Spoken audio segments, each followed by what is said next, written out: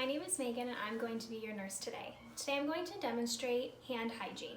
Hand hygiene is super important in preventing infections, and without hand hygiene, infection rates would go up so much. So the first thing I'm going to do is I'm going to examine my hands for any cuts. You also want to look to see if your hands are completely soiled or not, because then that dictates what kind of hand method you use. So the first hand method I'm going to use is using an antiseptic hand rub. So I'm going to again examine my hands.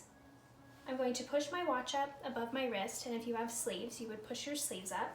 I am then going to apply a generous amount of the hand rub, and I'm going to rub my palms together. I'm going to rub the back of my hands, making sure to interlace my fingers, and you're going to want to continue to do this until your hands are mostly dry from the alcohol. Make sure to really interlock your fingers, go like this, get underneath your fingernails. You're going to keep rubbing, make sure to get up into your wrists. And then you're going to let your hands completely dry before you put them into gloves. The next thing I'm going to show you is how to wash your hands with soap and water.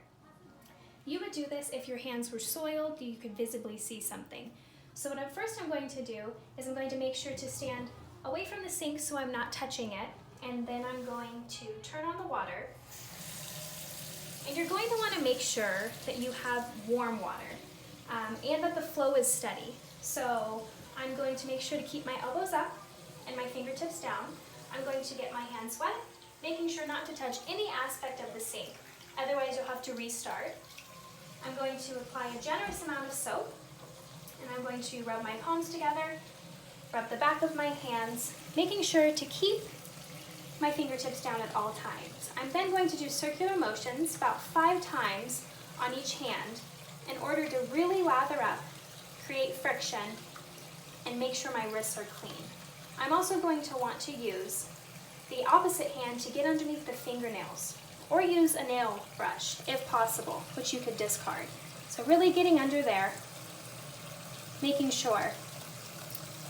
Continue to lather for about 10 to 20 seconds.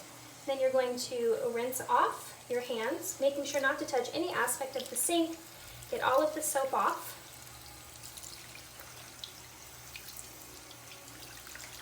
You're then going to grab a clean paper towel and thoroughly dry your hands.